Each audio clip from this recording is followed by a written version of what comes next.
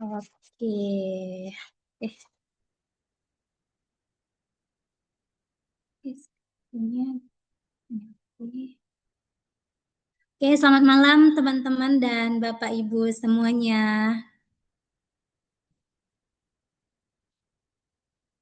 Oke, terima kasih dan selamat malam. Selamat datang di acara webinar Tutor Travel pada hari ini.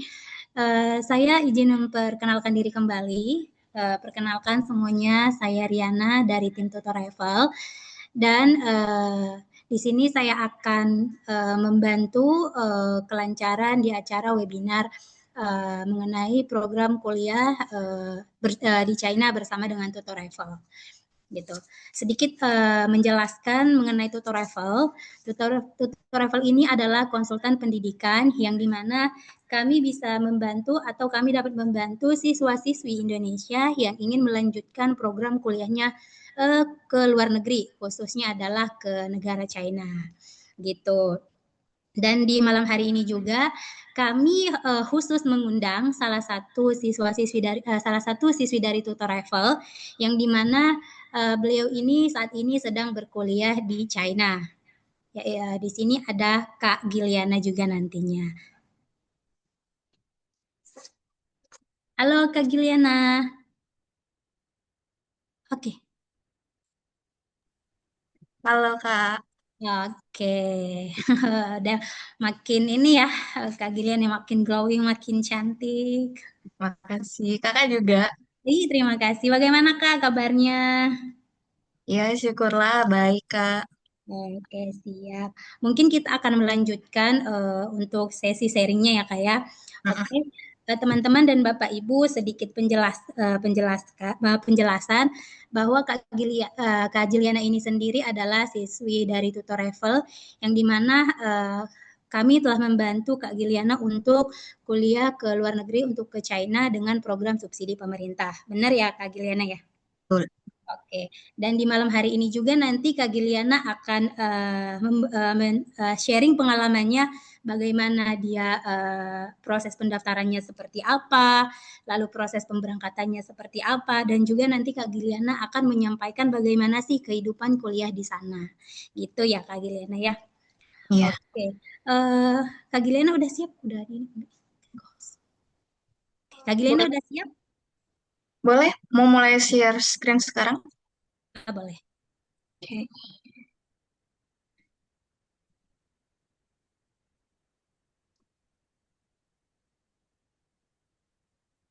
Udah kelihatan belum ya?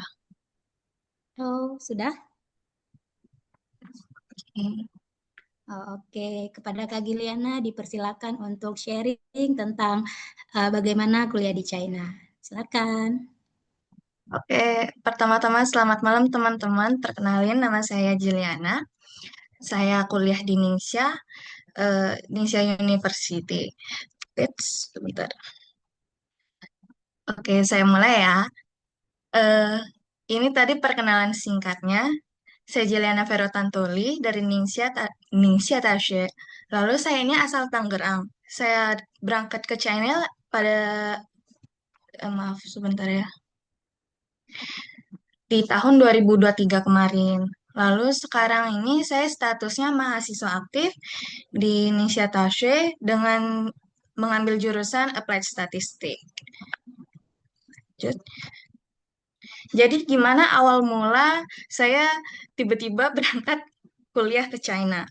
Jadi awalnya saya nggak ada rencana kuliah ke China, tapi kebetulan tante saya kenal dengan Cipebi, lalu ditawarin, gimana kalau kamu kuliah ke China aja? Habis itu saya kontak Cipebi, lalu ketemulah akun tutor travel ini. Setelah saya cek, ternyata akun tutor travel ini lengkap banget. Dari subsidinya, sorry, dari dia menyediakan banyak pelayanan, misalnya kayak konseling. Saya pernah datang ke kantor to travel buat konseling, lalu juga ada pengurusan dokumen, pengurusan visa. Pokoknya pelayanan tutor travel tuh lengkap banget. Jadi kemarin saya dengan bantuan tutor travel ke China itu kayak praktis banget semuanya. cuma ngumpulin-ngumpulin dokumen ke Kak Riana, ke Kak Ardi, lalu habis itu udah saya tinggal nunggu aja kan info-infonya lebih lanjut. Habis itu udah kelar gitu guys. Lalu lanjut. Hmm? Alasan saya memilih China. Awalnya saya kan nggak kepikiran kenapa saya mau kuliah ke China. Tapi setelah saya lihat lebih lanjut, saya research, ternyata China itu kan memang negara yang sangat maju dan berkembang ya teman-teman. Jadi saya mau mengenal dan mempelajari bahasa serta kebudayaan masyarakat lokal. Kayak kalian bertanya-tanya nggak sih? Padahal kita merdekanya tuh kurang lebih nggak jauh beda waktunya. Tapi kenapa China itu bisa mm, berkembang dan maju lebih pesat, jauh lebih pesat dari negara kita? Jadi oleh karena itu, aku tertarik untuk ke China, untuk belajar, untuk melihat ternyata sebenarnya masyarakat China itu disiplinnya seperti apa, kebiasaannya seperti apa yang membuat mereka bisa berkembang dengan begitu cepat, gitu teman-teman. Lalu persiapan sebelum berangkat ke China. Ya, yang paling penting pertama-tama pasti kita perlu mengurus berbagai dokumen. Mengurus seperti medical check-up, surat SKCK, dan lain-lain. Lalu kita juga perlu mengurus visa untuk masuk ke negara China. Tapi poin satu dan 2 ini kalau lewat tutorial itu sangat-sangat mudah. Jadi teman-teman gak usah khawatir. Lalu yang ketiga ini menyiapkan keperluan pribadi. Misalnya kalau misalnya kalian ada alergi tertentu, itu harus bawa obat-obatan pribadinya karena kadang barang-barang yang ada di Indo itu sulit buat dijangkau di China gitu. Walaupun memang kadang ada juga sih gitu ya. Tapi kalau memang yang kayak barang urgent kayak obat itu aku saranin buat kita siapin dulu dari sini bawa lebih banyak untuk jaga-jaga di sana. Lalu yang keempat ini ada kuota roaming. Eh, karena kan kita nyampe sana itu kan nyampe di bandara pun belum belum bisa beli SIM card sana kan. Jadi kita perlu beli kuota roaming dulu dari Indonesia, ya belilah yang seminggu 3 hari gitu. Jadi buat komunikasi misalkan kita kenapa-kenapa di bandara atau ada yang salah atau ada yang perlu ditanyain, kita bisa tanya ke Cipedi, ke tim Toto Travel, biar nggak bingung aja gitu. Sama cash. Yang kelima, cash. Walaupun di sana nanti pembayarannya kebanyakan pakai Weixin Pay atau Alipay, tapi kita tetap perlu pegang cash sebagai pegangan. Karena kan kita first timer ya ke sana. Gitu. Lalu, pengenalan jurusannya. Seperti yang aku mention di awal tadi, aku ini jurusan Applied Statistics. Apa sih applied statistik itu? Aku belajar apa sih di sana? Jadi statistik itu adalah ilmu yang mempelajari proses pengolahan data, dimulai dari merencanakan, mengumpulkan, menganalisis, menginterpretasikan, dan mempresentasikan data. Sedangkan applied statistik itu mendalami bagaimana penerapan ilmu statistika dalam permasalahan nyata di kehidupan sehari-hari. Fokusnya di jurusan ini itu untuk melatih kemampuan mahasiswa dalam menganalisis data dan kemampuan pemodelan statistik. Kemampuan pemodelan statistik itu kayak misalkan kita ketemu suatu masalah, lalu kita harus ngebayangin ini nanti kalau misalkan pakai model matematika, gimana cara ngerjainnya, lalu hasilnya udah ketemu, nanti kita translate lagi jawabannya sebagai solusi dari permasalahan sehari-hari kita begitu. Lalu contoh permasalahan yang dapat diselesaikan dengan ilmu statistika ini, misalnya survei tingkat kepuasan pelanggan. Misalnya itu kalau kamu punya company, lalu kita punya produk nih, kita mau tahu tingkat kepuasan pelanggan itu gimana. Jadi kan biasa kita ngeluarin form, menyebar form gitu kan, buat pelanggan untuk mengisi survei tingkat kepuasan. Biar nanti kita kumpulkan datanya, lalu kita pilah, lalu kita analisis dan olah, lalu kita presentasikan kembali dalam bentuk tabel, biar kita tahu, oh ternyata produk kita apa nih yang kurang, feedback apa gitu. Jadi kita bisa meningkatkan kualitas produk kita gitu. Lalu ada juga perakiraan cuaca. Ini statistika juga membahas ini. Yang poin terakhir ada memantau kondisi ekonomi. Misalkan pemerintah mau memantau kondisi ekonomi negara kita. Ini lagi ada inflasi atau pertumbuhan ekonominya seperti apa. Nah, ini di jurusan statistika ini kita akan belajar bagaimana caranya untuk mengolah dan menganalisis datanya, serta cara mempresentasikan datanya. Jadi kita tahu solusinya itu apa gitu. Berikutnya. Itu jadi itulah perkenalan singkat tentang apa yang saya pelajari. Lalu pengalaman kuliah di China mulai dari musimnya dulu. Kan China beda banget ya sama di Indonesia ini. Di Indonesia cuma ada dua musim, musim panas, musim hujan gitu. Kalau di sana kebetulan Ningxia itu letaknya di sebelah utara di China. Jadi di sana itu ada 4 musim di tempat saya.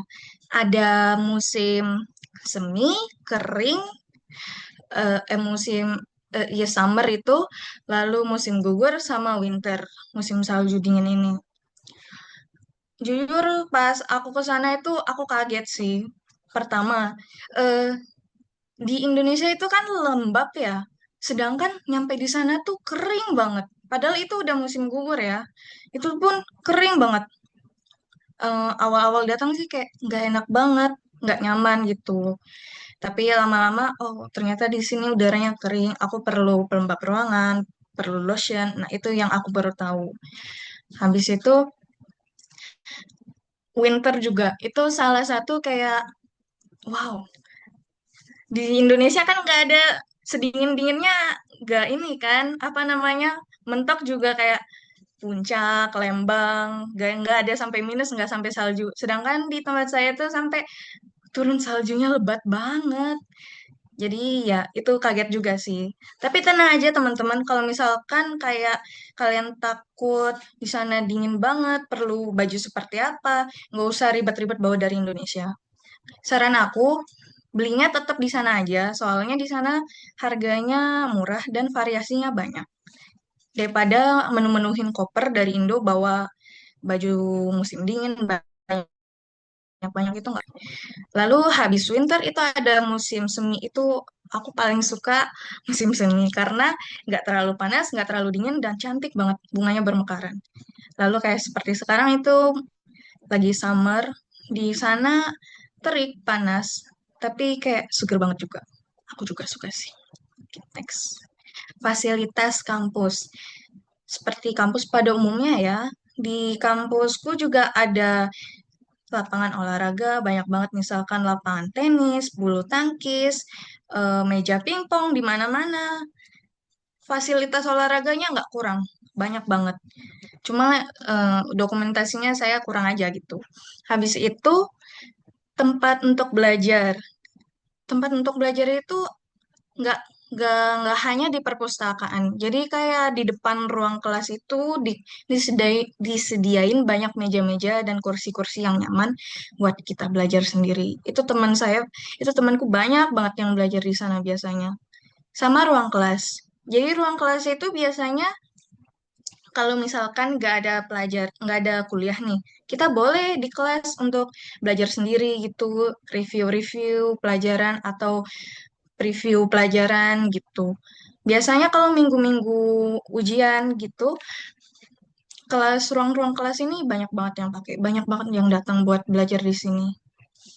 Dan memang nyaman banget. Nah, ini kegiatan belajar di kelasnya. Jadi sehari-hari biasanya saya begini nih. Kadang di depan, kadang di belakang duduknya. Ini pelajaran statistika peluang. Biasanya guru-guru share materi lewat aplikasi-aplikasi online gitu. Tapi, tapi untuk di kelas biasanya kita ini sih ya tetap mencatat poin-poin penting yang dijelasin guru-gurunya.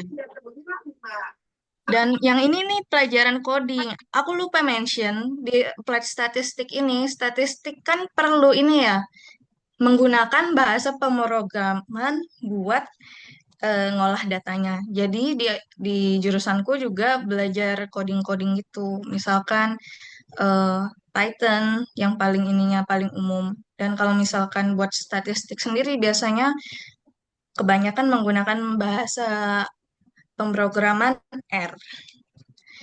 Nah, yang kalau ini matematika. Dosen dan teman-teman kelasnya. Dosen-dosennya baik banget, guys.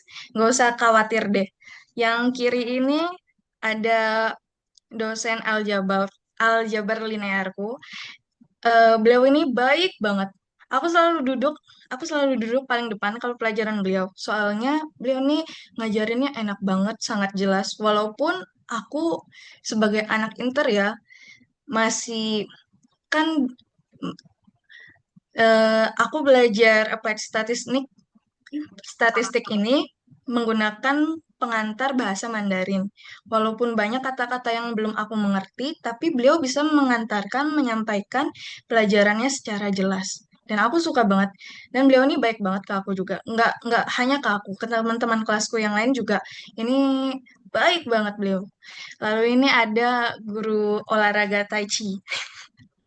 Beliau juga baik banget ngajarin aku pelan-pelan walaupun aku nggak ngerti bahasanya tapi diajarin gerakannya satu-satu. Dan Dan sama kita ketika pandemi itu sisanya yang ini ada guru geografi dan guru bahasa Mandarin. Dua-duanya juga sangat baik, sangat menuntun kita lah. Jadi yang penting kita nggak usah takut tanya guys. Mereka ini kalau misalkan kita mau nanya malah dosen-dosen ini senang banget kalau kita mau nanya, mau tahu, dan mau berusaha gitu. Teman-temannya di sana juga baik-baik. Kalau misalkan kita atau aku perlu apa, biasanya aku nanya ke mereka dan mereka langsung bantuin gitu.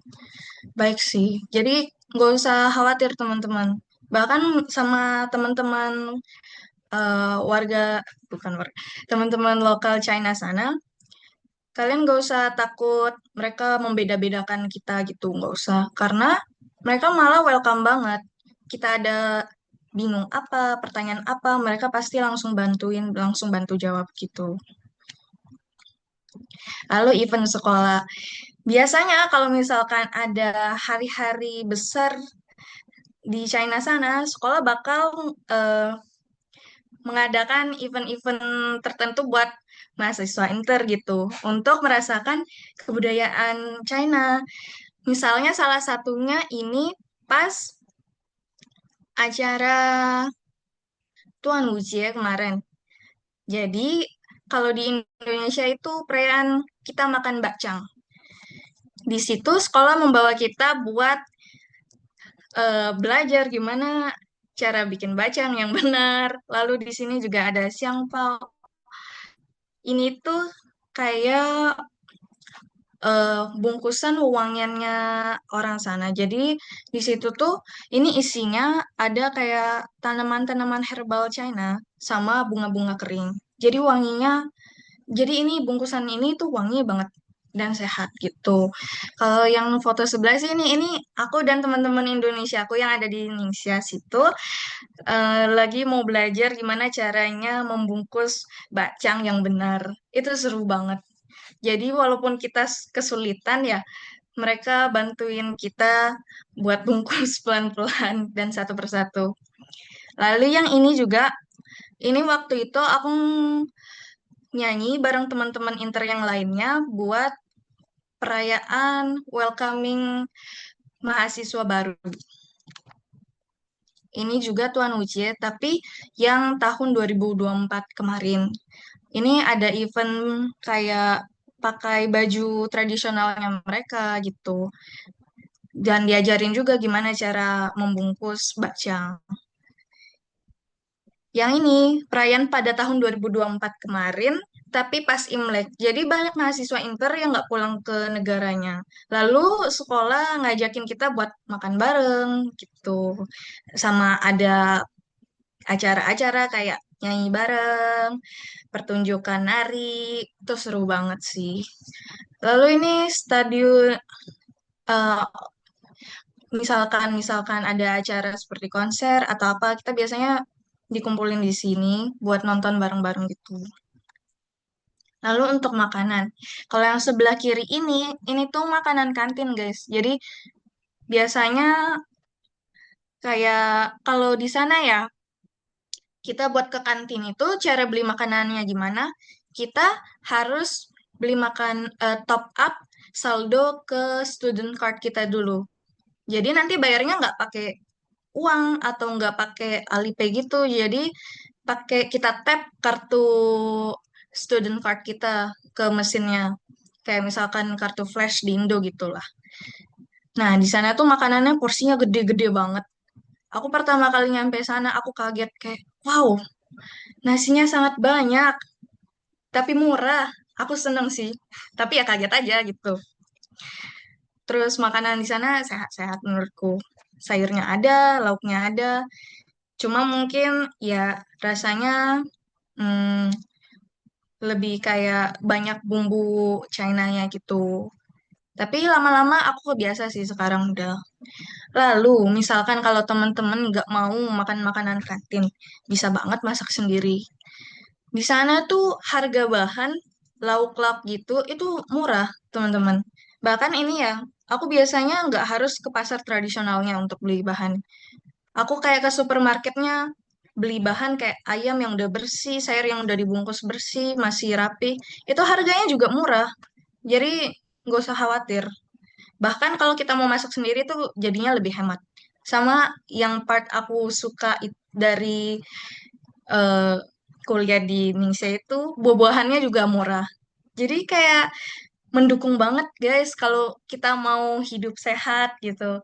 Ini waktu musim stroberi, harganya stroberi sebakul ini cuma kisaran berapa itu? 20 ribuan.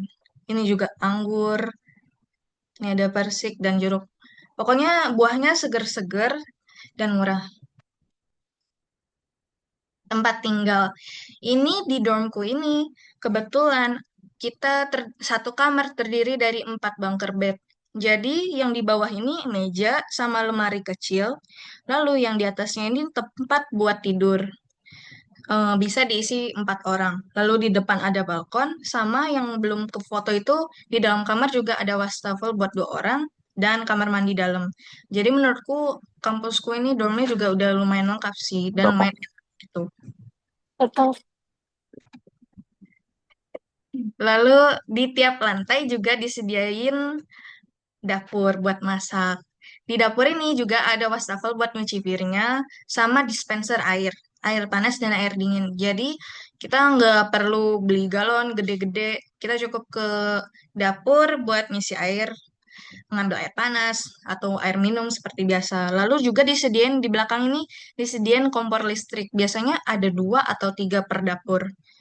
Dapur ini per lantai ada gitu. Lalu selain dapur, kita juga ada laundry room. Di tempatku ini ada 4 atau 5 kemarin mesin cucinya. Sama selain mesin cuci baju juga ada mesin pengering dan mesin buat cuci sepatu. Sama di laundry roomnya itu ada rak rak pengering baju juga. Jadi lengkap, nggak usah khawatir. Transportasi. Kalau misalkan transportasi di lingkungan sekolah, nggak usah khawatir sih sebenarnya. Karena dia misalkan kamu nggak punya kendaraan pribadi seperti sepeda atau motor listrik, kalian bisa langsung nyewa ini aja, nyewa sepeda. Jadi di lingkungan sekolah banyak banget penyewaan sepeda kayak gini. Tinggal kita scan, langsung bisa kita pakai kemana-mana. Kalau misalkan mau yang lebih cepat lagi, di area luar sekolah ada penyewaan motor listrik yang kayak gini, gitu. Atau misalkan kalau kalian nggak buru-buru, kalian bisa naik bus juga. Haltenya pas di depan sekolah. Jadi tinggal naik, langsung nyampe. Nah, kalau habis itu ada tips and trick kuliah di China dari aku. Yang pertama, belajar basic bahasa Mandarin untuk daily conversation. Maksudnya itu gimana? Kayak sekarang di Instagram, di internet itu itu banyak banget kayak yang ngajarin bahasa-bahasa Mandarin, kayak kata-kata mudahnya gitu. Dan menurut aku itu penting sih. Jadi misalkan kita nyampe di sana, kita perlu bantuan, kita tuh bisa ngomong satu dua patah kata biar orang yang kita ajak ngomong tuh ngeh juga kita perlunya apa begitu.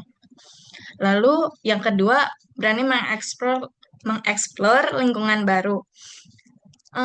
Kalau udah sampai di China, menurutku mending jangan kayak ngapain sih keluar di dorm aja lah, tiduran seharian 24 jam main game tidur. Kata aku mending jangan gitu sih. Mending kita muter-muter keluar dan ngeliat sekitar kayak sebenarnya aku di China tuh merasa wah, setiap hari aku discover new things gitu. Aku kayak ternyata banyak banget hal baru yang aku belum pernah lihat, belum aku tahu gitu. Jadi kayak sayang banget kalau misalkan kita karena takut akan keterbatasan bahasa kita ini menjadi penghalang gitu. Gak apa-apa kalau meskipun bahasa kita masih belum yang kayak jago banget. Kata aku kita tetap bisa sih keluar dan mengeksplor. Yang ketiga, jangan malu bertanya dan terus berusaha. Kalau misalkan ada apapun yang kalian bingung, kalian harus tanya sih. Menurutku begitu. Karena kalau misalkan kita malu bertanya, sesat di jalan.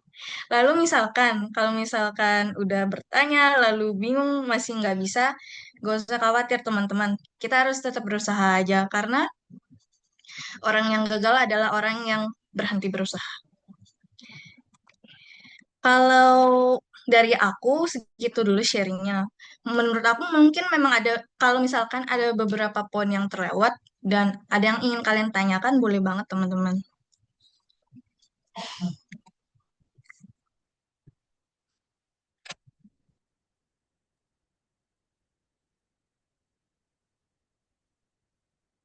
Oke, terima kasih banyak Kak Giliana.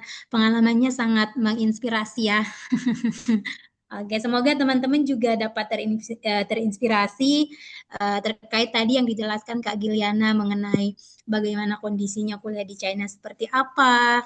Terus nanti untuk teman-teman juga yang ingin kuliah ke China ataupun teman-teman yang sudah berkuliah di sana, jangan takut salah bertanya apa yang tidak mengerti silakan tanyakan kepada gurunya gitu karena tadi yang dijelaskan oleh Kak Giliana bahwa Lause ataupun guru-guru yang di sana itu sangat baik-baik sangat welcome banget ya Kak Giliana ya kalau Benar. misalkan siswa ini merasa ada yang tidak mengerti gitu ataupun bertanya tentang sesuatu yang tidak diketahui gitu. Oke, siap nanti untuk teman-teman dan Bapak Ibu semuanya, apabila ada pertanyaan silakan di chat di kolom chatnya, nanti akan kita bacakan satu-satu untuk pertanyaannya dan akan kita jawab. Gitu. Oke, sekarang kita akan masuk ke sesi berikutnya. Di sini akan ada penjelasan mengenai program kuliah bersama Tutoreful dengan program subsidi pemerintah. Nanti akan dijelaskan oleh Kak Arbi dari tim Tutoreful juga. Kepada Kak Arbi, dipersilahkan.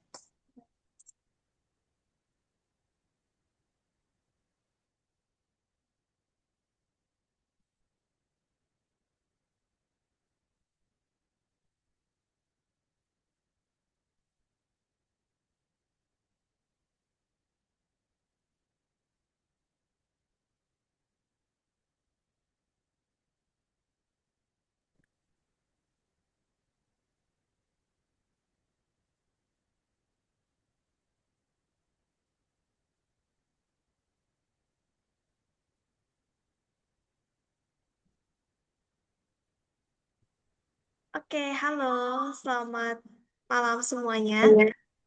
Iya, oke, thank you Kak Gilian sudah berkenan untuk mengisi ya di sesi webinar kali ini yang kita adakan khusus untuk bagian Ningxia University jurusan Applied Statistik. Nah, spesial ini kita datangkan Kak Giliana buat hadir untuk menjelaskan nih gimana terkait suasananya di China, belajar di China itu seperti apa karena sekarang nih sudah banyak orang melirik ke China untuk kuliah maupun S1, S2, S3 ataupun hanya kuliah bahasa di sana. Karena sudah mulai membuka mata para calon siswa, calon mahasiswa ataupun para orang tua yang mau menyekolahkan anaknya ke China nih.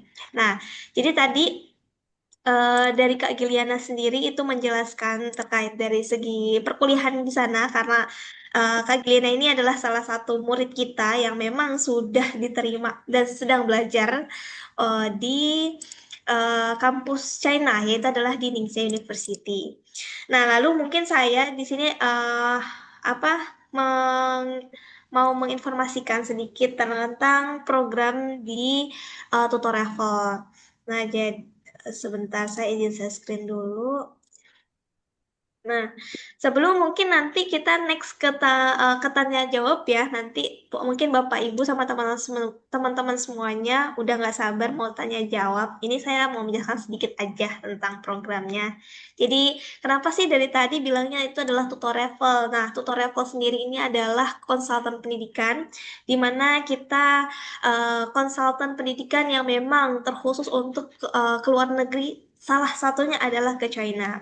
Nah, termasuk nih yang ke China yang kali ini kita buka webinarnya bersama Kak Juliana adalah tujuannya ke China.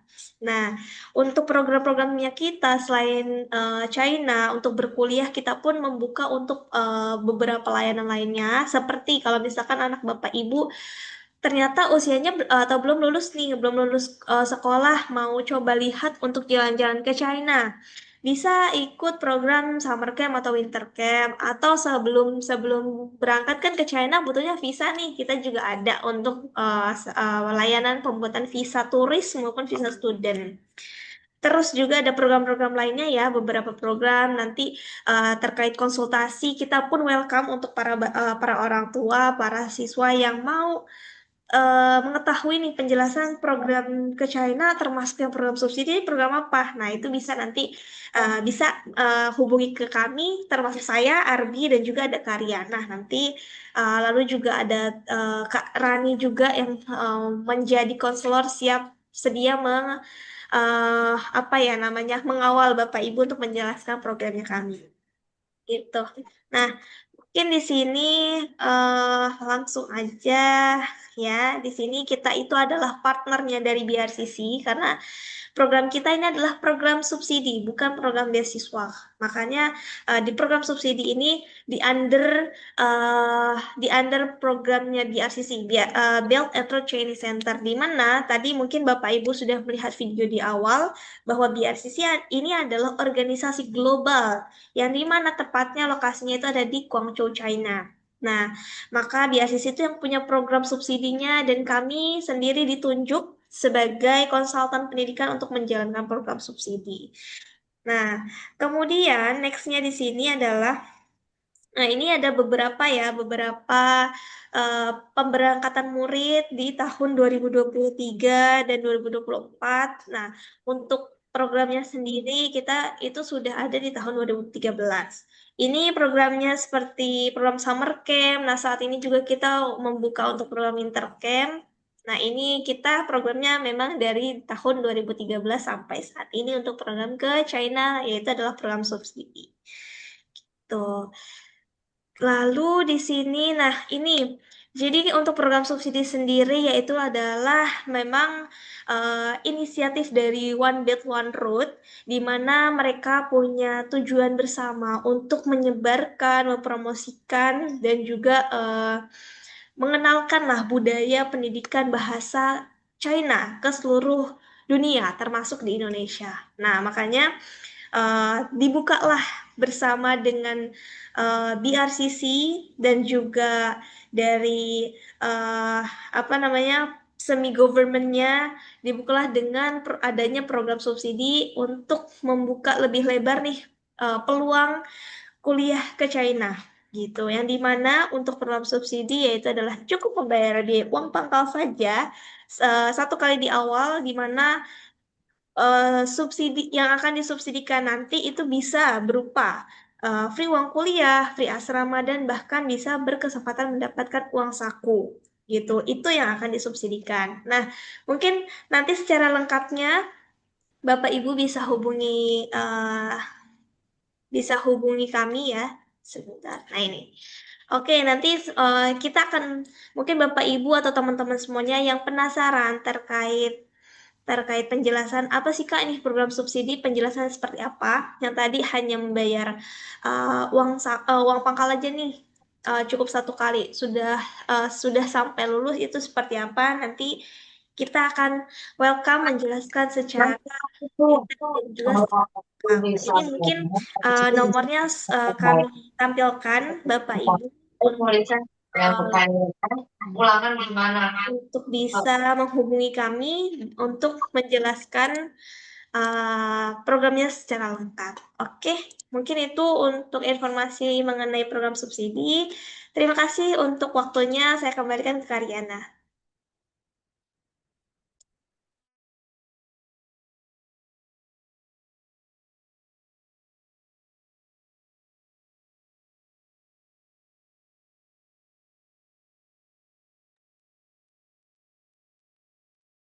Oke, terima kasih Kak Arbi sudah menjelaskan sedikit tentang program kuliah di Tutoreval.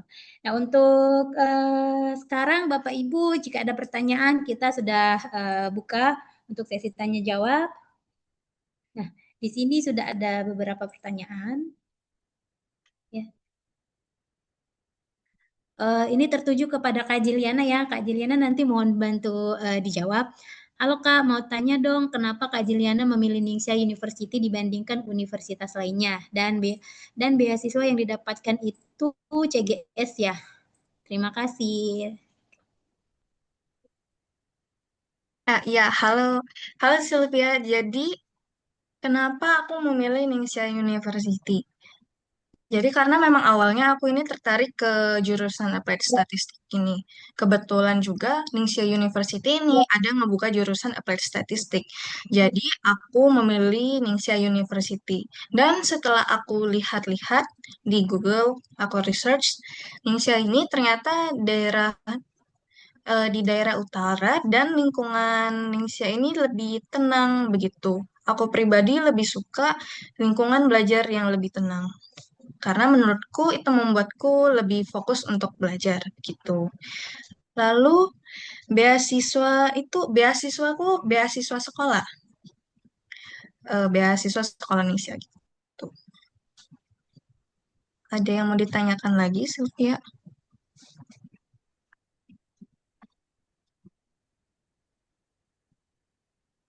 Oke.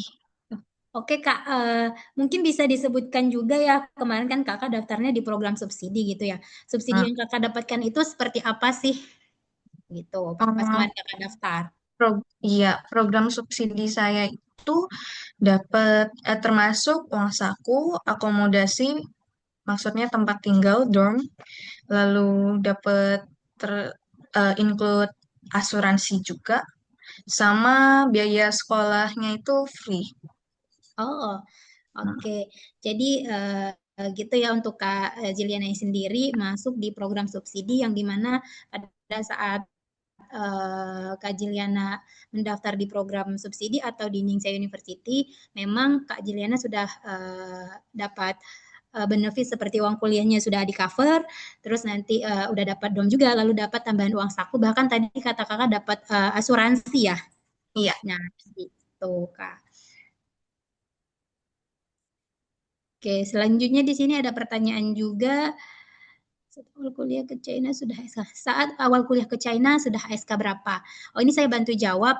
Untuk pengantar Mandarin sendiri itu nanti minimal membutuhkan sertifikat HSK 4. Kak Alpin atau Pak Alpin ya? Ya, Kak Alpin, sorry. Nah, untuk pengantar Mandarin sendiri nanti itu membutuhkan sertifikat HSK 4 minimal skor 220 dan juga harus lulus HSKK gitu. Lalu di sini dengan ambil foundation belajar 1 tahun bahasa, apakah cukup untuk bekal saat kuliah jurusan di tahun kedepannya? Takut sulit mencerna mata kuliah karena struggle dengan bahasa Mandarin, struggle dengan Mandarin, dan struggle dengan mata kuliah double. Dah, ini mah Maksudnya ini pada saat 1 tahun pertama kali ya, 1 tahun pertama Hmm. belajar bahasa dulu, lalu nanti di tahun berikutnya apakah bisa mengikuti sesuai dengan kuliah yang diambil. Gitu kali ya Kak maksudnya ya. Kalau Ya, untuk Mbak kayaknya ini gimana? Kalau dari Kak Giliana ada ini nggak ada jawabannya? hmm, saya sendiri sih kemarin nyampe sana langsung masuk ke jurusan ya. Hmm. Saya pribadi juga agak kesulitan karena bahasa-bahasa dan istilah-istilah khusus yang berkaitan dengan pelajarannya itu nggak ada di HSK. Tapi dengan kita tiap hari nyimak dosen mem- menjelaskan pelajaran sambil kita cari-cari sendiri, itu lama-lama bakal terbiasa kok. Menurut saya gitu. Jadi nggak usah terlalu dipikirin, yang penting kita tetap ngikutin dosennya ngejelasin apa, lalu sambil kita usaha, kita research sendiri gitu. Oh, Hmm. oke siap. Sama kalau misalkan udah 1 tahun bahasa di situ, mungkin harusnya udah lebih terbiasa sih, kayak dengerin orang lokal berbicara gitu, harus itu udah lebih terbiasa.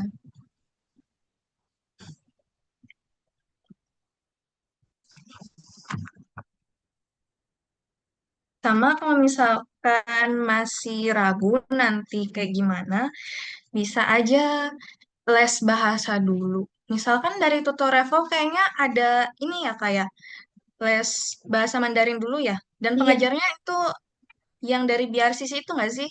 iya betul banget. Jadi nanti buat teman-teman yang ingin belajar bahasa dulu, nanti bisa banget belajar melalui BRC Indonesia karena nanti akan ada pengajarnya atau lausennya itu native dan juga ada lause lokalnya juga gitu. Oke, next di sini ada pertanyaan lagi. Selain tantangan belajar seperti apa yang dipaparkan Kak Jil, adakah kendala yang lain yang dihadapi Kakak selama menempuh studinya di Tiongkok? Entah dari segi sosialnya, budayanya, dan jika ada bagaimana strategi atau solusi yang dapat diterapkan untuk mengatasinya? Kendala ya. Kalau kendala pasti buat kita ini kendalanya di bahasa sih. Karena misalkan kita kalau mungkin di lingkungan sekolah aja nggak terlalu berat ya, karena kayak laoshi teman-teman pasti ngomongnya bahasa Mandarin yang sesuai standar gitu. Tapi kalau misalkan kita ke lingkungan lain kayak pasar atau ya lingkungan sosial yang lain, taman gitu. Biasanya kan orang-orang lokal punya dialeknya, logat-logatnya sendiri. Nah, kadang aku susah berkomunikasi dengan mereka karena mereka ada logat yang kental, jadi sulit dimengerti gitu. Kalau di luar dari itu ya mungkin makanan ya, karena rasa bumbu China sama rasa bumbu Indonesia agak jauh gitu. Tapi aku sekarang lama-lama udah mulai terbiasa sih. Walaupun bahasa ini jadi keterbatasan kita di awal-awal, kita nggak usah khawatir. Kita harus tetap cobain aja, nggak apa-apa. Apalagi kalau misalkan kita udah ketemu teman lokal dan bisa akrab sama mereka. Kalau kita tiap hari ngobrol sama mereka, itu kita pasti bakal bisa nantinya. Bakal pelan-pelan, secara nggak langsung, secara kita nggak sadar, kita berkembang gitu. Oh, oke sih. Jadi teman-teman untuk program kuliah di China sendiri khususnya untuk program subsidi nanti teman-teman juga bisa memilih untuk bahasa pengantarnya ya. Nanti ada juga dia pengantarnya full Inggris, full Mandarin atau juga nanti teman-teman bisa ambil program yang 1 tahun belajar bahasa dulu lalu nanti di tahun berikutnya itu kuliah di jurusannya gitu. Lalu nanti teman-teman juga nggak perlu khawatir meskipun misalnya nih teman-teman ambil pengantarnya bahasa bahasa Inggris, sorry. Nanti pada saat 1 atau 2 tahun pertama teman-teman tetap dapat pelajaran Mandarinnya juga. Itu. Oke, selanjutnya ini ada pertanyaan lagi Kak Jiliana dari Kak Ike. Kak Jiliana, boleh tahu berapa biaya total per bulannya untuk hidup dan sekolah di sana? Terima kasih. Ini maksudnya untuk biaya hidup kali per bulannya. Biaya hidup ya. Paham. Oke. Kalau untuk biaya hidupnya saya sendiri per bulan biasanya kisaran 1000, habisnya 1.500 sampai 1.700. Itu pun karena saya suka jajan ya. Saya suka jajan, beli buah, beli roti, dan suka ya kita cewek perlu skincare gitu. Nah, udah termasuk biaya itu. Menurut saya ini sih itu juga udah termasuk yang agak foya-foya, nggak mahal menurutku. Oh, Tapi kalau untuk biaya hidup per bulan tiap orang memang beda-beda. Untuk makan aja mungkin 800 per bulan cukup sih. oke, baik. Hmm. Oke, thank you. Eh, paling aku mau coba jawab untuk dari pertanyaan yang Kak Sylvia nih. Di sini pertanyaannya itu adalah, dan jika memang mendapatkan CGS, sebentar. Dan jika mendapatkan CGS, mau tanya apakah ketika apply untuk beasiswa CGS tersebut, apakah ada dapat offer dari profesor dari Universitas China? Karena di website CGS sendiri katanya kalau mendapatkan offer dari profesor di Universitas China akan bisa mendapatkan persen kita keterima di CGS. Oke, ini untuk Kak Sylvia, kita menjawab. Karena di China sendiri itu program jalur penerimaan itu ada banyak. Sebenarnya ya, yang memang umumnya ada di China itu adalah salah satunya adalah program CGS, yaitu adalah China Government Scholarship, di mana program CGS ini dikeluarkan langsung oleh kedutaan. Dan semisal nih Kak Sylvia rencana untuk apply CGS, itu bisa mengajukan langsung ke kedutaan. Yang dimana CGS sendiri itu adalah full beasiswa dari pemerintah China, dan setiap tahunnya mereka mengeluarkan kuota yang terbatas. Nah, untuk tahun ini pun kalau misalkan Kak Sylvia bisa mengecek sendiri langsung di Instagramnya China Embassy, itu di tahun 2025 mereka hanya membuka untuk 20 kuota CGS. Nah, berbeda lagi sama yang program subsidi kami. Nah, di kami ini adalah namanya program subsidi, jadi bukan program beasiswa, di mana ini berbeda lagi jalurnya.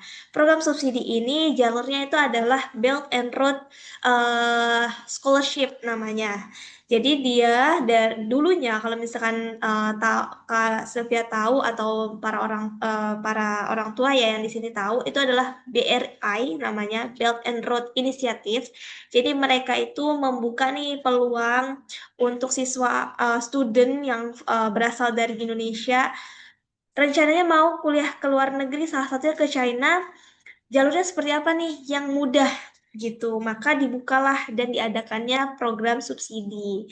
Ini di bawah di under dari BRCC, jadi berbeda antara CGS sama subsidi. Tetapi untuk secara dokumen, mungkin kalau misalkan CGS, misalkan dapat offer dari profesor Univ China, yaitu mungkin menjadi poin plus. Tetapi kalau untuk yang di program subsidi di kami sendiri itu semua student nanti kita akan bantu pandu, terus juga kita akan bantu dampingi dari kelengkapan dokumennya. Kita akan bantu untuk kelengkapan dokumen student itu yang dibutuhkan dokumen apa saja. Termasuk Kak Gilina juga kemarin adalah dipegang sama Kak Riana ya, Kak. Nah, Kak Riana sendiri memegang, ya Kak Gilina ya. Iya, kemarin dibantu Karyana. Iya, nah ini Kak Giliana langsung di PIC-kan oleh Kak Riana terkait pengumpulan dokumennya seperti apa, dokumennya sudah lengkap atau belum, itu semuanya akan dibantu untuk prosesnya, termasuk kebutuhan surat. Nah, surat itu dia untuk ke China ada surat rekomendasi yang diperlukan. Nanti itu ada lagi nih template-nya harus seperti apa yang bagus gitu. Itu sih untuk menjawab pertanyaan dari Kak Sylvia ya. Oke, thank you.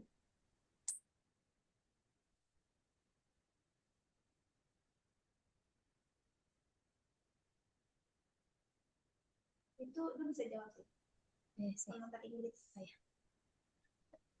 Oke, terima kasih atas penjelasannya Kak Arbi. Sangat lengkap banget. Ini ada pertanyaan lagi dari Kak Sylvia juga ya. Mau tanya juga untuk mendapatkan beasiswa subsidi dari UNIF, apakah bisa dengan bahasa Inggris saja? Dan timeline ketika apply beasiswa dari UNIF ini apa nih? Berarti Seperti dapat apa? apa dan berapa lama ya gitu.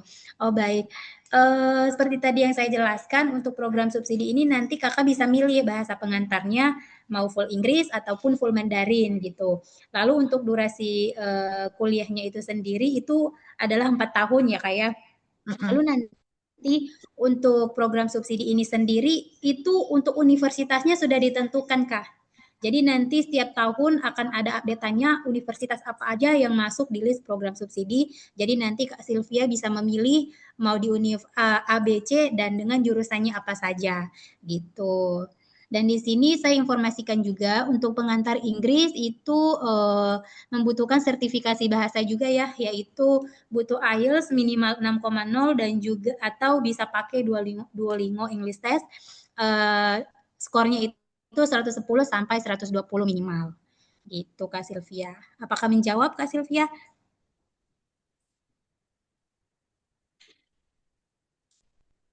Oke, baik. Terima kasih.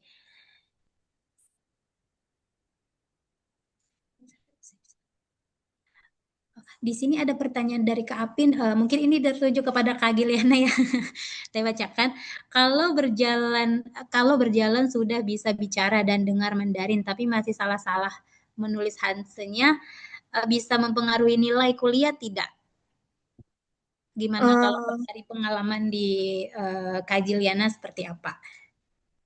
Ya, menurut saya bisa ngaruh sih, karena kan jawaban-jawabannya perlu ditulis ya dalam bahasa Mandarin, dan itu harus ditulis dalam Hanja. Tapi karena di jurusan saya ini kebanyakan jawabannya yang ditulis itu matematika, angka, jadi memang saya nulis Hanja nggak banyak sih untuk mata kuliah yang saya ujian ujian kemarin gitu.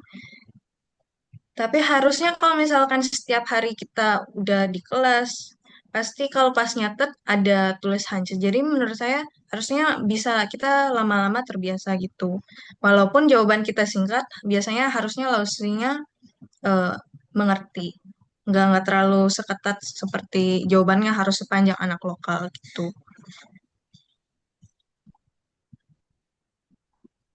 Oke, siap. Di sini ada juga pertanyaan nanti Kak Arbi mohon bantu menjawab. Untuk mempertahankan fasilitas beasiswa dengan lulus S1, apakah sulit mempertahankan nilainya? Silakan Kak Arbi. Oh, ini untuk sebenarnya kalau misalkan pada saat konsultasi kita jelaskan sih ke anaknya atau ke parentsnya nanti bahwa ada kriteria yang perlu dipertahankan juga.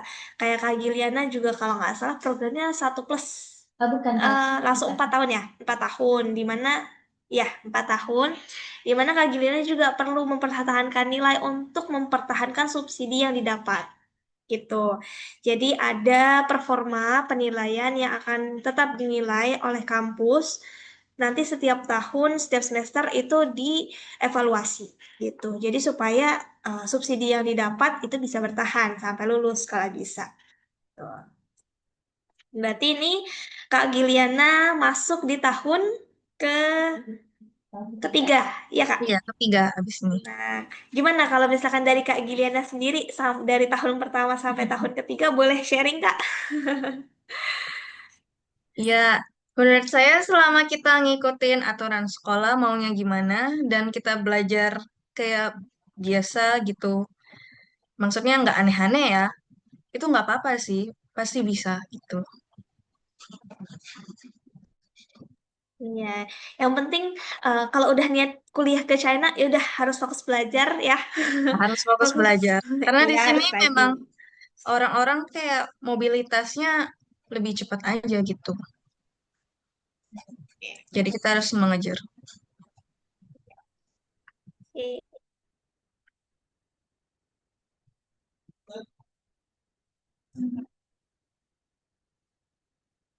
Dari Oh, kalau ini ada pertanyaan lagi nih. Grading untuk di China itu seperti apa ya biasanya? Apakah Bell Course seperti standar Cambridge? Sebenarnya tiap kampus kan punya standar ya, Kak. Nah, kalau dari Kak Giliana sendiri gimana nih penilaian dari di kampus Ningsianya?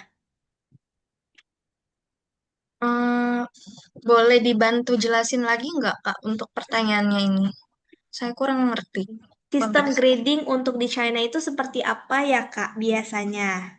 Mm-mm. Apakah sistemnya sama seperti standar Cambridge itu seperti apa? Cambridge kan kalau nggak salah kayak kalau Cambridge kan dia kayak mempertahankan apa ya grading A-nya gitu. Hmm. Nah, kalau di Indonesia sendiri itu seperti apa?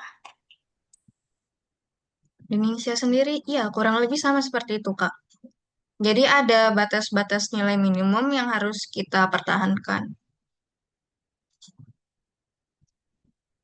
Dan di sini juga absensi itu ketat. Jadi kalau misalkan absensi itu termasuk nilai.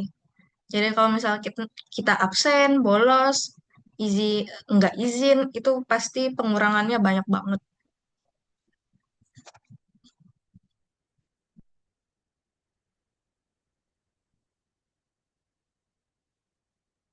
Oke, baik, terima kasih Kak Arbi dan Kak Jiliana. Di sini ada pertanyaan lagi nih.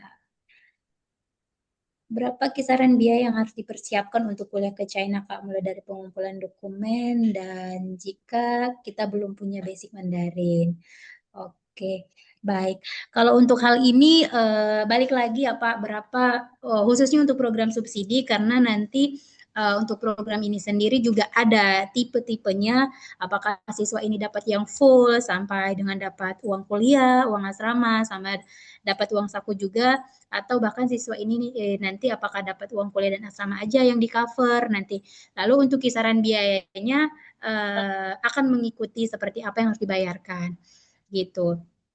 Lalu mulai dokumen jika belum kalau misalnya belum punya basic Mandarin itu nanti sesuai tadi yang dijelaskan kalau misalnya bapak atau kakak atau ibu maunya pengantar Mandarin tapi belum ada basic Mandarin, kami sarankan sebaiknya ambil program yang 1+ terlebih dahulu ya, yang dimana 1 tahunnya itu memang fokus belajar bahasa dulu, nanti di tahun kedua baru lanjut kuliah sesuai dengan jurusan yang diambil dengan pengantar full Mandarin gitu. Untuk selanjutnya ini ada pertanyaan dari Kak Pontara ya. Kak mau tanya gimana transportasi di Univ Ningxia China, di Univ Ningxia sana, apakah terjangkau dari segi jarak dan harga? Terima kasih. Kak Jiliana silakan dibantu. Oke, kalau transportasi itu di Indonesia harganya terjangkau, murah. Misalkan aku biasanya naik bus ya kemana-mana. Kayak naik bus bayar 1 kuai 2.300-an itu udah bisa menempuh jarak kemana aja. Cuma ganti-ganti bus aja 1 kuai. Jadi harganya terjangkau kok. Jaraknya juga kita bisa kemana-mana naik bus.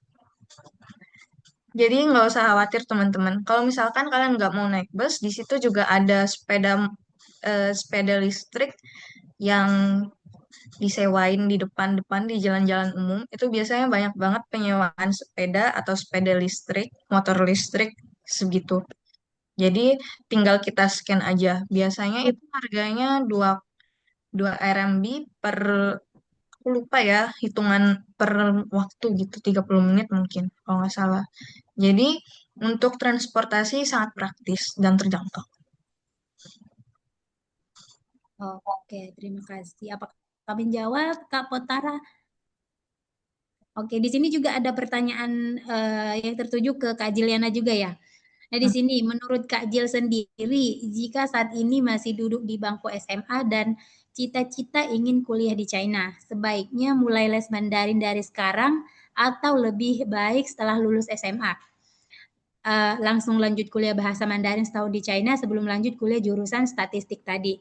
Karena setahu saya belajar Mandarin langsung di China itu sangat efektif dibanding ambil les di Indo. Bagaimana Kak? Iya. Menurut saya kalau misalkan memang masih ada waktu juga sekarang, dimulai dari sekarang aja belajarnya, dicicil. Karena memang belajar bahasa itu nggak bisa kayak berat sekali semalam langsung bisa gitu kan. Jadi memang harus dicicil pelan-pelan dari sekarang. Lalu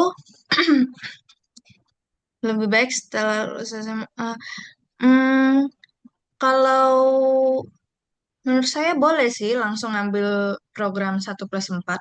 Walaupun saya ke sana langsung jurusan ya, tapi kalau dilihat dari pengalaman teman-teman saya yang kayak mereka juga nggak ada basic Mandarin dari Indo, tapi nyampe sana mereka ngambil 1 tahun bahasa dulu, lalu tahun ini barusan kemarin mereka udah lulus HSK 4 semua. Oh, Jadi menurut saya efektif sih belajar di situ memang.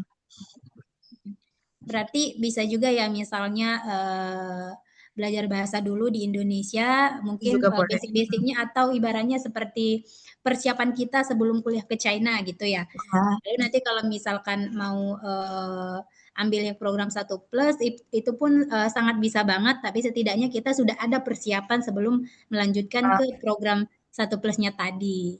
betul. Gitu. Eh, di sini tadi ada yang raise hand ya, siapa? Ada Ibu Lina kalau tidak salah. Halo Bu Lina, ada yang ingin ditanyakan? Eh, Tuh, ini kok. Ya, halo Bu. Halo ya Ibu, Halo ya. gimana? Ya, iya. Saya mau tanya sama Jilian ya. Kalau kegiatan anak-anak kan Senin sampai Jumat berarti ya kuliah ya itu ya. Senin Iya. sampai Jumat. Biasa kalau weekend Sabtu Minggu itu kalian gimana ya? Maksudnya aktivitasnya apa aja? Apa tetap belajar terus? Oh, kalau Sabtu Makasih. Minggu, iya. Kalau Sabtu Minggu weekend itu lihat orang sih ya, Bu. Jadi kalau misalkan memang kita ada tugas, biasanya kita nyicil tugas, lalu sorenya kita keluar main bareng teman-teman gitu. Jadi nggak melulu belajar sih memang. Ada waktu buat istirahatnya juga Sabtu Minggu. Oke, di Indonesia itu perhimpunan mahasiswa Indonesianya apakah ada? Kalau untuk Ningsih belum ada organisasi perhimpunan Oh, mahasiswanya. belum ya. Karena orang Indonesianya belum terlalu banyak di situ. Tapi untuk kita sendiri, kita memang ada kayak grup chatnya Grup. dan kita saling kontak sih. Kalau misalkan ada apa-apa, kita saling bantu juga, akrab gitu. Jadi nggak usah khawatir kalau kita kenapa-kenapa di sana. Oh, boleh tanya berapa orang tuh di Indonesia kira-kira orang Indonesianya? Kira-kira aja. Kira-kira mungkin 20 lebih, 30 ya. Oh, oke oke oke. Hmm. Ya ya ya. Makasih, Mang. Iya, tapi dengan orang Indonesia yang nggak terlalu banyak di Indonesia ini, jadinya kita bisa melatih skill Mandarin kita. Jadi kita nggak stuck sama orang Indo aja gitu. Ya, betul betul Mm-mm. betul. Oke oke. Terima kasih, Jilian. Sama. Ada lagi pertanyaannya? Oh ini ada lagi pertanyaan dari Kak Nalina ya.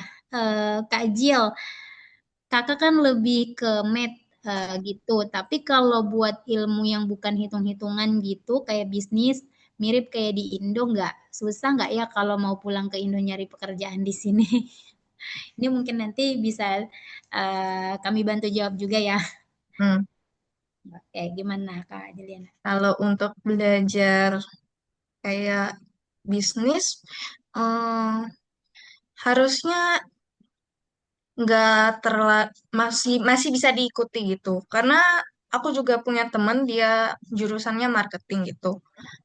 Sejauh ini kita awal startnya juga sama-sama nggak terlalu bisa Mandarin, juga cuma punya HSK 4, tapi buktinya dia sampai sekarang masih bisa gitu. Yang penting kita usaha aja dan mulai. Nggak usah khawatir teman-teman. Tapi mungkin iya kalau dibandingkan belajar dengan yang belajar jurusan sastra, mungkin ya lebih susah sedikit. Gitu aja. Hmm. Cukup jelas nggak ya? Oke, di sini saya menambahkan sedikit ya untuk Kak Nalina.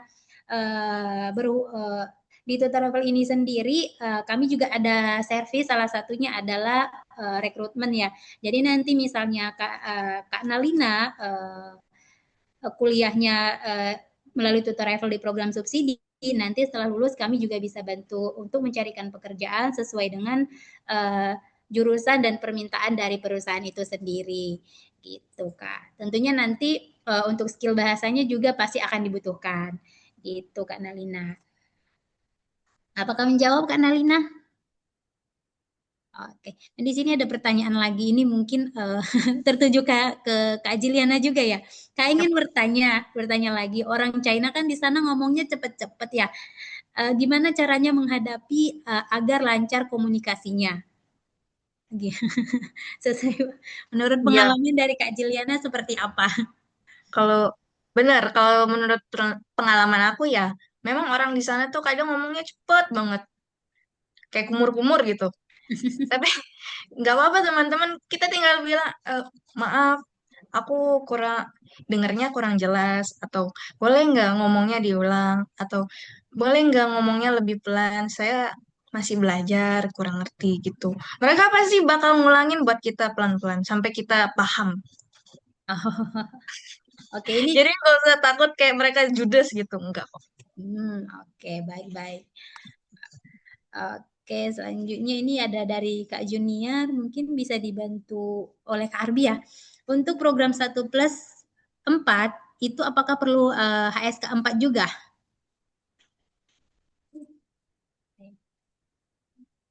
Oke, untuk program 1+, sebentar. Untuk program 1+ itu uh, disarankan untuk punya minimal HSK 2 atau HSK 3. Karena memang dulu nih sebelum-sebelumnya mau program 1+ itu no need HSK pun nggak apa-apa. Tapi sekarang ini murid murid yang mau ke China kan lebih banyak. Jadi better ya untuk para teman-teman semua atau para bapak ibu yang menyiapkan anaknya untuk kuliah ke China, minimal minimal adalah meskipun programnya 1+, kan saya program 1 tahunnya belajar di sana. Meskipun belajarnya 1 tahun di sana, minimal punya bekal lah. Minimal itu adalah HSK 2 atau HSK 3. Karena supaya tidak apa namanya tidak kosong banget nih bahasa Mandarinnya. Meskipun kita dari Tutor Refer bersama BRCC pun akan memberikan apa namanya kursus BRCC selama 1 sampai 2 bulan, tetapi kalau bisa pada saat pendaftaran itu dia anaknya punya minimal HSK 2 atau HSK 3. Kalau untuk program yang 1+ itu sih. Itu. Oke, baik. Untuk Kak Junior, apakah terjawab untuk pertanyaannya? Jadi untuk program 1+4 sendiri ini, benar tadi kata Kak Arbi, apa namanya sarannya atau rekomendasinya itu alangkah baiknya kalau Kak Junior itu bisa melampirkan HSK 2 atau HSK 3 untuk memperlancar di proses pendaftarannya gitu kan. Lalu di sini ada pertanyaan dari Kak Julia. Maaf Kak, tinggal satu dom berapa orang sharing pengalaman soal dom Kak. Oke, di sini saya bantu jawab. Umumnya untuk dom di asrama China itu kurang lebih sekitar 2 sampai 4 orang ya Kak Juliana ya. Benar. Balik lagi dengan kampus masing-masing karena setiap kampus itu beda-beda. Oke, selanjutnya ada pertanyaan dari Kak Ike. Nanti mungkin akan bisa dibantu jawab oleh Ibu Feby juga selaku dari CEO BRCC Indonesia. Di sini saya akan bacakan juga.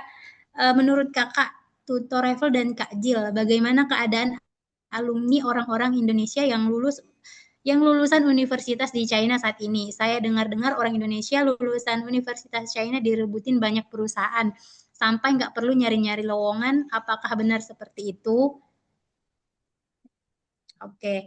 Nah, di sini mungkin sedikit saya jawab, benar sekali karena banyak banget perusahaan yang saat ini sedang mencari karyawan yang bisa atau apa namanya ya, yang fasih menggunakan bahasa Mandarin gitu, Kak.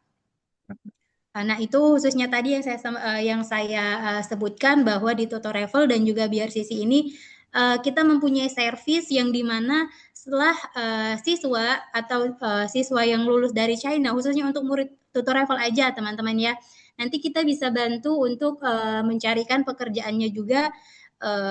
Teman-teman tinggal kasih CV aja, nanti kita bantu sesuai dengan permintaan atau kebutuhan perusahaannya masing-masing seperti apa gitu. Oke, next. Di sini ada lagi pertanyaan untuk Ajiliana. Kak Ajil, apa aja perbedaan belajar di Universitas China dengan dulu di Indonesia? Contohnya cara gurunya ngajarin atau kuliah di China banyak perlu research sendiri. Gimana Kak Ajil mengatasi perbedaan-perbedaan tersebut? Ya, kalau perbedaan untuk dibandingkan kuliah di China dan kuliah di Indonesia. Sebenarnya saya belum pernah kuliah di Indonesia, jadi untuk perbedaan kontrasnya ya saya kurang tahu. Tapi kalau untuk cara gurunya ngajar di China itu gimana, menurutku enak banget sih. Kita biasanya dosen akan menjelaskan, lalu kalau misalkan ada pertanyaan, kita boleh langsung bertanya. Atau misalkan dosennya sibuk nih, kita biasanya boleh minta kontaknya dulu. Lalu nanti dikala pengajarnya udah ada waktu luang, kita boleh hubungi, lalu kita tanya permasalahan kita apa. Jadi pengajar-pengajarnya itu welcome banget. Nggak ada yang kayak em, formalitas yang terlalu tinggi gitu. Yang penting kita bertanya sopan dan tahu waktu, tahu tempat. Oh, oke, siap. Di sini ada satu pertanyaan lagi.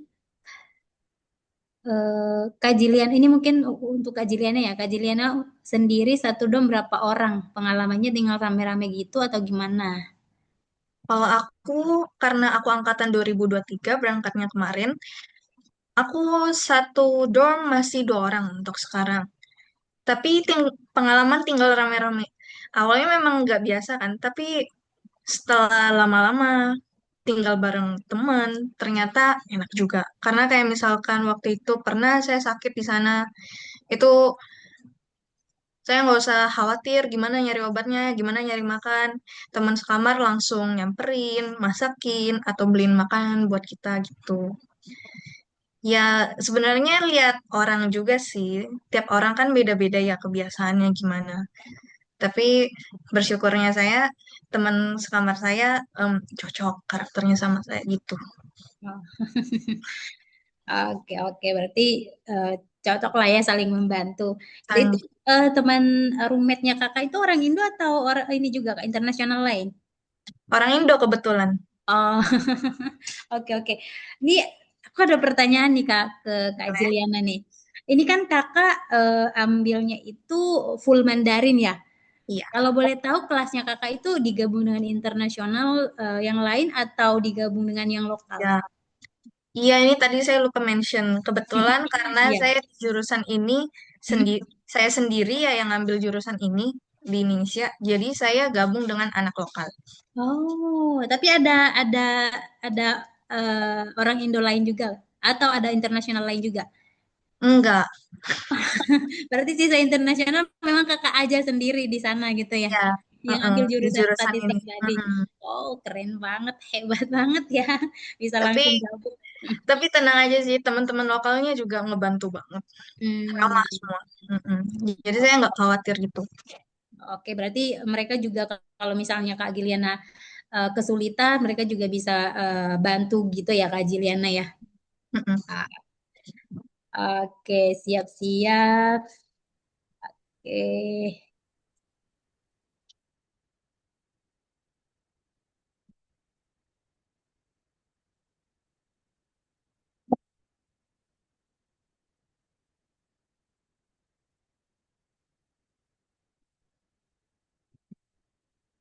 Kalau dari aku cukup sih. Paling mau tanya terkait tadi ada tuh terkait fasilitas kampus ya Kak Gelina. Pasti kan Mm-mm. karena eh karena kan kebetulan tahun ini lagi ada mau mau pemberangkatan nih yang tahun ini. Ini kan anak-anaknya random nih, ternyata ada yang hobi olahraga juga. Terus kan gimana nih fasilitas kampusnya dipakainya itu bebas bebas atau gimana atau harus antri dulu gitu.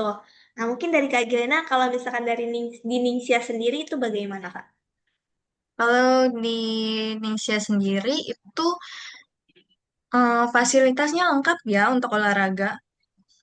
Misalkan lapangan itu bahkan ada area buat lapangan bulu tangkis sendiri, lapangan voli sendiri, lapangan buat basket itu banyak banget, meja pingpong di mana-mana, trek jogging, trek lari itu banyak banget. Bahkan ada di dorm juga ada fasilitas gym. Itu boleh dipakai gratis. Yang penting jangan lewat dari jam 11 malam karena itu kan bisa mengganggu tidur istirahat orang gitu. Jadi sebebas maunya siswa ya pakai Iya, fasilitas bebas. kampus. Eh, apa lagi ya? Udah sih kalau misalkan dari aku itu aja. Mungkin kalau dari Kak Riana atau dari teman-teman semuanya sebelum ditutup webinar hari ini ada pertanyaan lain boleh disampaikan.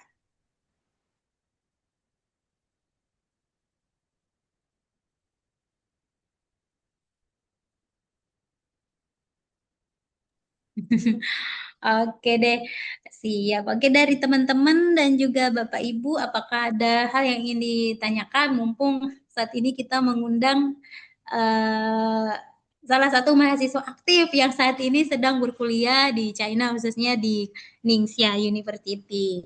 Gitu, Kak mau tanya. Oke, siap. Boleh Kak Pontara.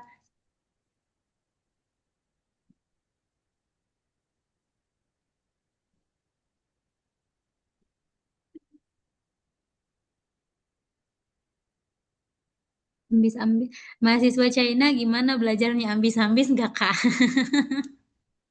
Iya, kalau pengalaman saya iya sih. Mereka rajin, rajin banget.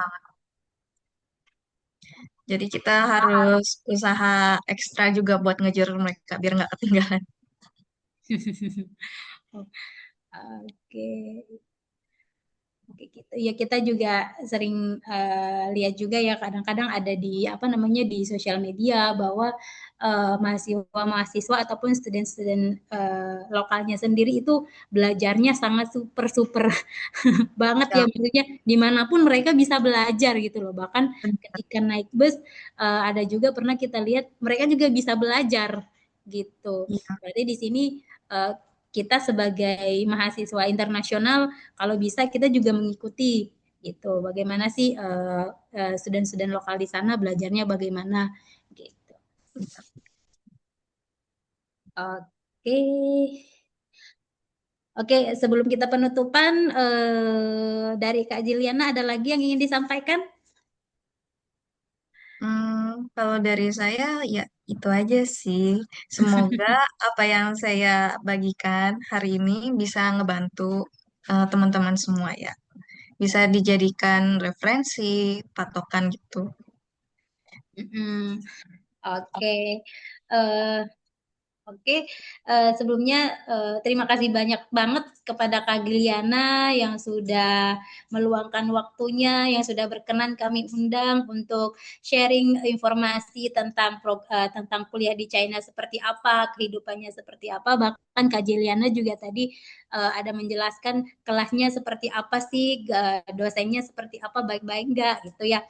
Terus di sini saya juga ucapkan terima kasih banyak kepada Kak Arbi yang sudah menjelaskan tentang program kuliah bersama Tutor Travel untuk kuliah ke China khususnya di program subsidi gitu. Nah, bagi teman-teman yang ingin informasi selanjutnya untuk Tutor Travel sendiri ini ada perwakilannya di beberapa kota. Nanti teman-teman bisa menghubungi ada di Medan, ada di Palembang, lalu ada di Jambi, ada di Lampung juga. Nanti teman-teman bisa menghubungi tutor travel sesuai dengan daerah teman-teman masing-masing. Lalu tutor travel juga ada perwakilannya di Bali, di Surabaya, ada juga di mana lagi ya? Di Pontianak. Jadi nanti teman-teman bisa menghubungi perwakilan tutor travel yang ada di daerah teman-teman masing-masing. Atau teman-teman kepo dengan apa namanya di sosial medianya Tutor Travel, nanti teman-teman bisa mengunjungi Instagram dan juga TikToknya Tutor Travel, karena di sana kita akan membagikan aktivitas-aktivitas baik dia terkait dengan program subsidinya seperti apa, terus nanti pemberangkatan seperti apa, nanti akan di-sharing di media sosial kami di Instagram Tutor Travel dan juga TikTok Tutor Travel gitu. Oke, untuk dari saya cukup untuk webinar malam hari ini. Kepada teman-teman dan Bapak Ibu, saya ucapkan terima kasih banyak sudah meluangkan waktunya. Kak Jiliana, terima kasih banyak pada malam hari ini. Jika tidak ada pertanyaan lagi, saya cukupkan malam hari ini. Terima kasih semuanya. Selamat malam. Cai Cien. Bye-bye.